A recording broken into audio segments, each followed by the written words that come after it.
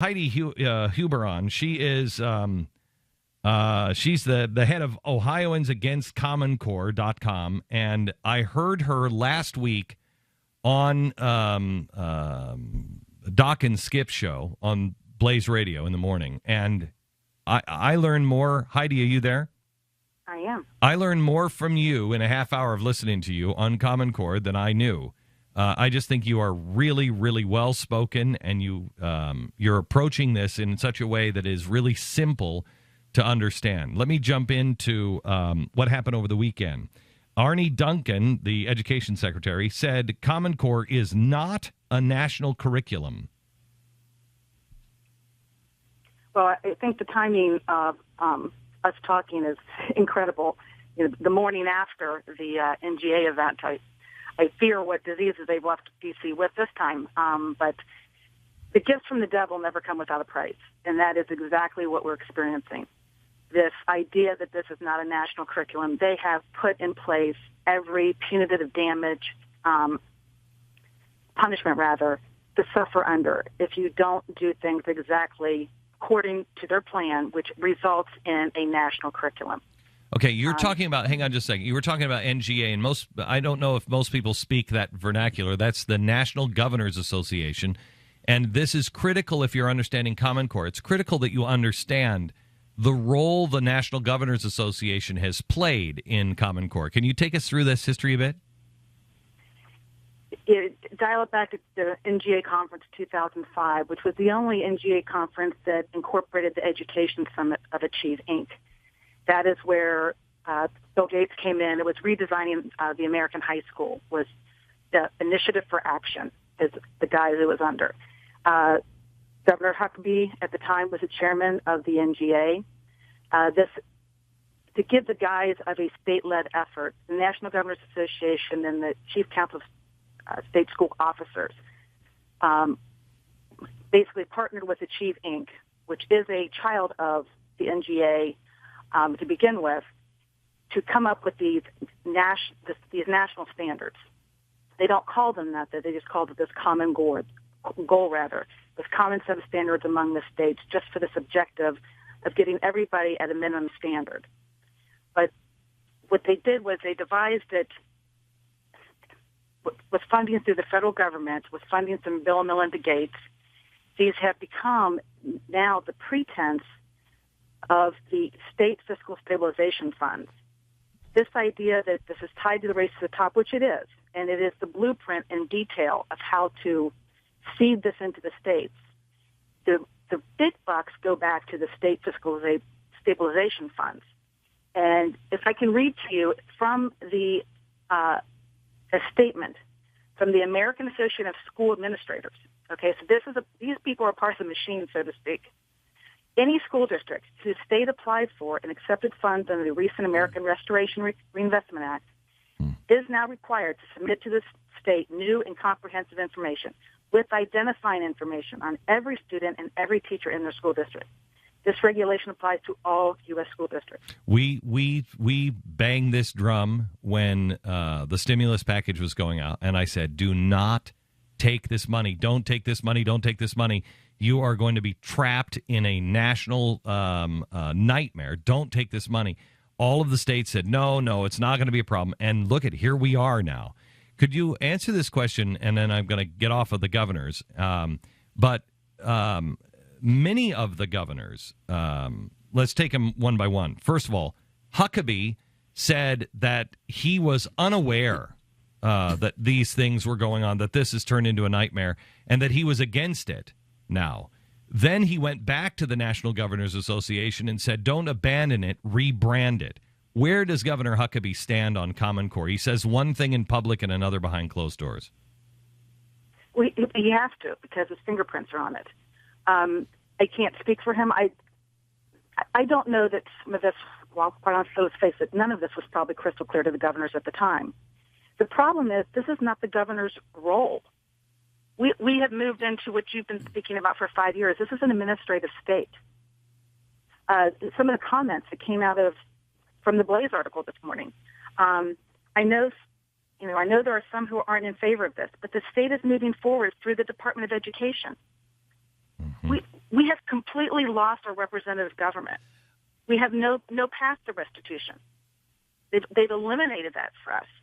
And they've silenced us, and they've denied our reality.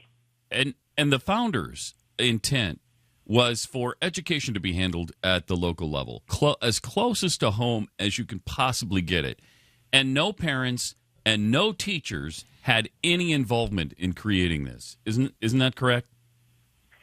There were a handful of educators, if you want to call it that, but for all intent and purposes, no. This is David Coleman's baby.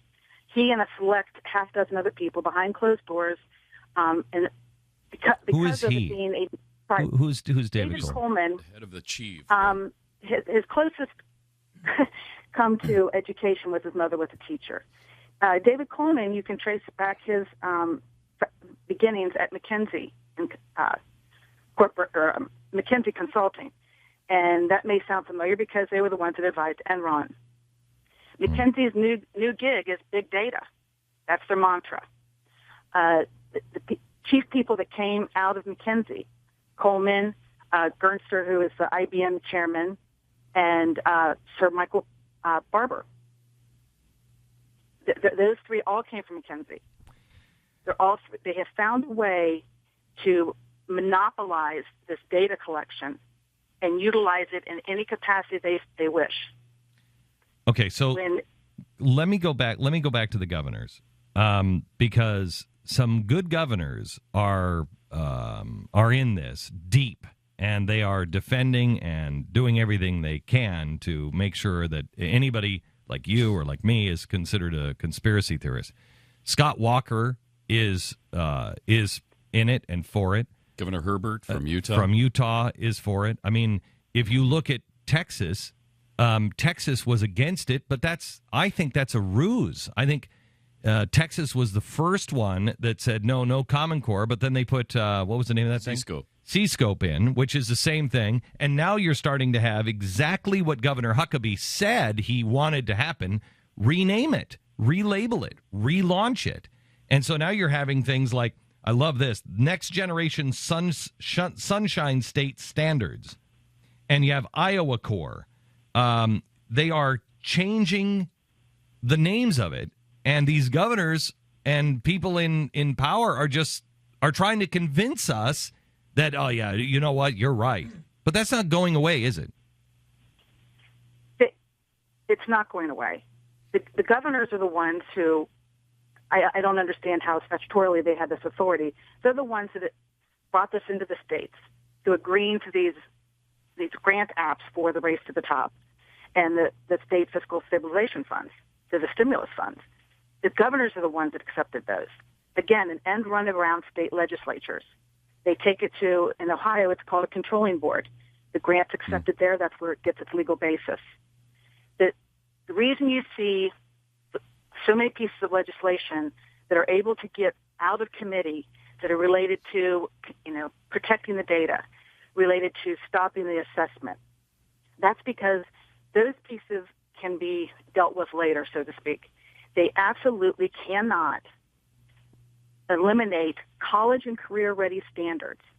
The nucleus of these common set of standards amongst the states and these student longitudinal data systems cannot be eliminated, or they stand to risk billions of dollars that they received initially from the state fiscal stabilization funds. That is the crux of this. How do you respond, Heidi, to the people who continually say, there's no curriculum tied to this? I don't even know where these people are coming from. There's absolutely no curriculum. All the states can are still in control of their curriculum. So what are you so worried about? Well, there's twofold, but to me the most obvious answer to that is, well, then why do textbooks have to be aligned? We've never had to have textbooks aligned to a set of standards before now. Yeah. Even with No Child Left Behind. That didn't involve national standards. And what about the rigor? This is supposed to be so unbelievably rigorous, and this will put us on par with the rest of the world. What have you found concerning that? I say so too. These standards never been reviewed, untried, untested, unproven anywhere ever. I mean, I asked my legislator who has this ruse bill, What happens when 50 million children fail simultaneously? What are you going to do? How dare you do this? Well, we have to do something. That's a concern. Yeah, they'll just tell you we have to do something because our standards right now have gotten us to this place. We have to do something. It's the same excuse they use for healthcare. For everything. We had to do Banking, something. Everything. Yeah, everything. Everything. Well, that's why we're willing to accept it. If your house is burning down, you're not going to ask where the water's coming from to put it out. And they put us under this false pretense that our system is failing. That 40% of kids get to college and aren't ready for college. Then how did they get admitted to college? So here's what I'm concerned. I mean, we don't even question the most obvious, ridiculous statements that they make to us. We started going downhill when we enforced state-level standards that came from the Clinton administration with Goals 2000. That was the most steady decline, linear progression downward. And we've doubled our appropriations for education in Ohio since 2000. Doubled. And we still have a crisis. We've gone from $6.8 billion, now we're up over $12 billion in 2015. So here's what I'm really concerned about. At some point, they have to close the door. And they're already doing it. They're not going to say you can't go get homeschooling.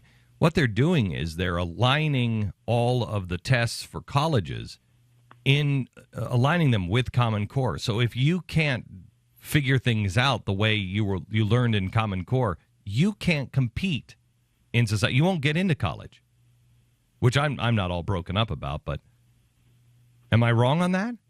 No, that David Coleman was moved from president of Achieve Inc. over to the president of the College Board. Right. What credentials does he have for that? He doesn't. Mm-hmm. It's all a part of the game. So what is the without going into, conspiracies or anything else, because we looked at a math problem last week on the air on television, and I asked the team, I said, is there anyone here that can figure this out? It was 15 minus 8. And I said, can anybody here solve this the way Common Core standards are expecting our children to solve it? We didn't understand the answer, let alone the question. We really didn't. I said, okay, here's the answer. Mm-hmm.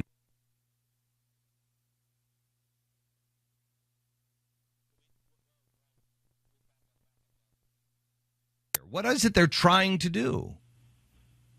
Well, in that instance, to me, you're not supposed to have the answers because remember, you're to look to them for the answer. Yep. It's so one. I think one of the. Don't you? Haven't you found that one of the main goals of this is so that parents can't help their kids with homework. They must rely on the system. Yeah, on the state. That's what it came to me. And it also, at the same time, you can't rely on your parents. Your parents look stupid. Yep. Because your parents can't figure it out. And your parents are like, what the hell does this even mean? And the school system will tell you, well, come on now. I know, but they it's like Al Gore. Remember what Al Gore said? Your parents don't understand these things. They've been trying to put a wedge between the parents and the state for a very long time. Well, I mean, and that's the math problem is a microcosm of the entire web. I mean, the whole idea is that you, whether it's your math problem, whether it's paying your electric bill, whether it's your housing, whether it's your health care, you can't function without the role of government. That's the whole idea behind this.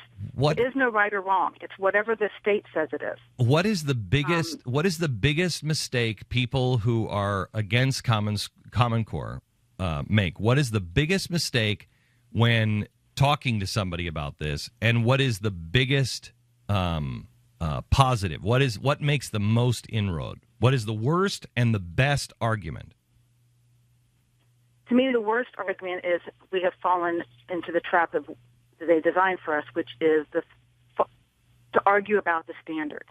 They have reduced this to an argument about the standards. I don't care if these are the best standards in the world. I don't care if Ronald Reagan is the president. I don't want the federal government in my classroom. Okay, the worst argument? Period. Worst argument? That this is, because it doesn't sell well, that this is an Obama driven takeover. Right, and he didn't start it, so it's a weak argument because it's been going on for a long time, and he technically did not start this. Right. He didn't.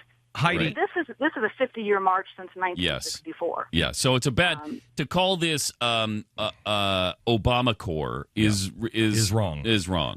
Heidi, I thank you. We have got to run, but I thank you so much. OhioansAgainstCommonCore.com. OhioansAgainstCommonCore.com. Keep up the good fight. I know the governor is against you guys on this, but the truth will always win in the end. And until they shut technology off on us, your voice will always be heard. Heidi, thank you very much. Appreciate it. Good luck tonight with the Google guys. Thank you very much.